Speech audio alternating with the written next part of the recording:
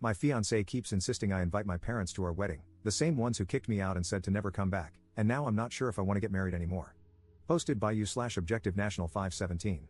So, some backstory: my dad left the family and went no contact when I, 35M, was 4. My mom remarried and had 2 kids with my stepdad, Dale. Dale never treated me poorly but always made it clear that I was not his son to him. He was not my dad.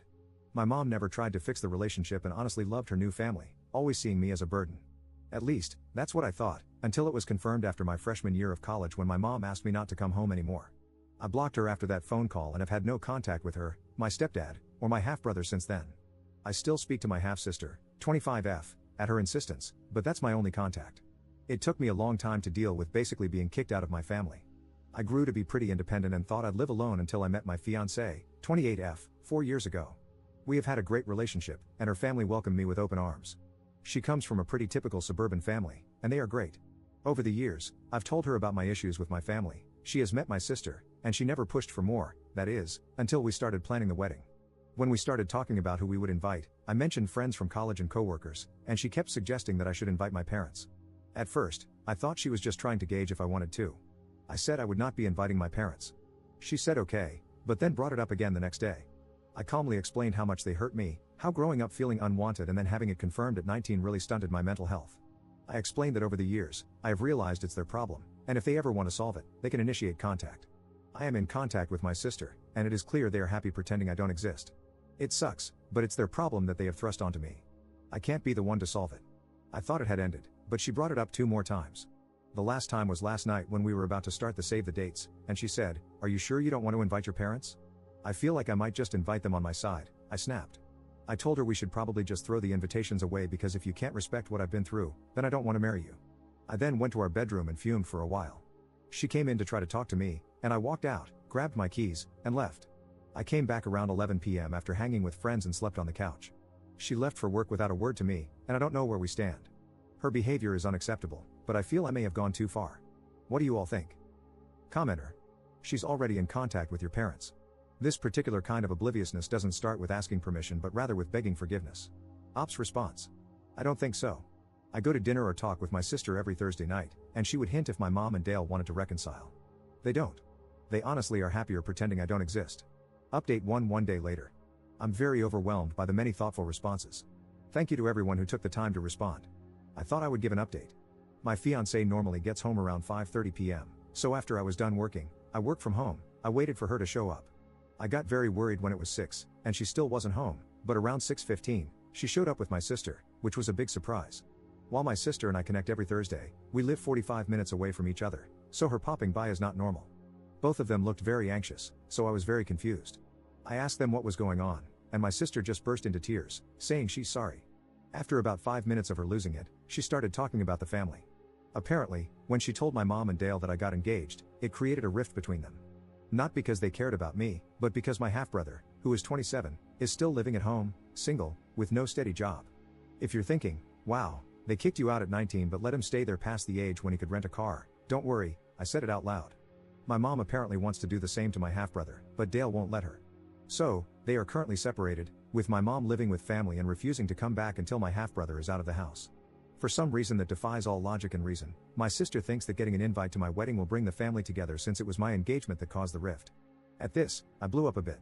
I told her that my engagement had nothing to do with it, that their awful parenting and poor relationship skills caused it, and not to put that crap on me. She cried even harder, and this time I was not going to console her. My fiancé was just sitting there the whole time, so while my sister was trying to pull herself together, I questioned my fiancé about this. She also teared up a bit, and told me that my sister had been telling her how I always bring up the family on our Thursdays, and that deep down, I wanted to repair the relationship. I asked how she could believe that when I was very clear that I was no contact with my family, and had never mentioned wanting to be in contact. I told her that I share everything with her and would never hold back something like this without talking to her. She's always been my sounding board. When I switched jobs last year, we talked about it every night, and her advice mattered more than anyone else's. She apologized and then wanted to show me her phone, specifically the messages between her and my sister.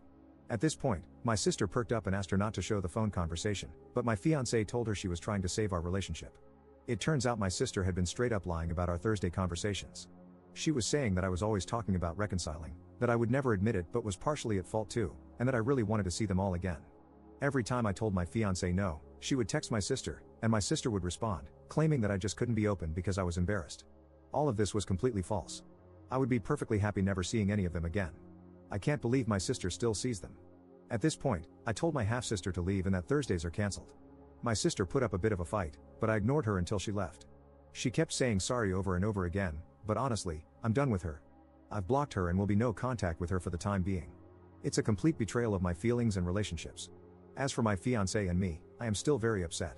She went behind my back with my sister, never asked me about it, let my sister manipulate her, and honestly hurt me. I told her I love her, but my trust is broken.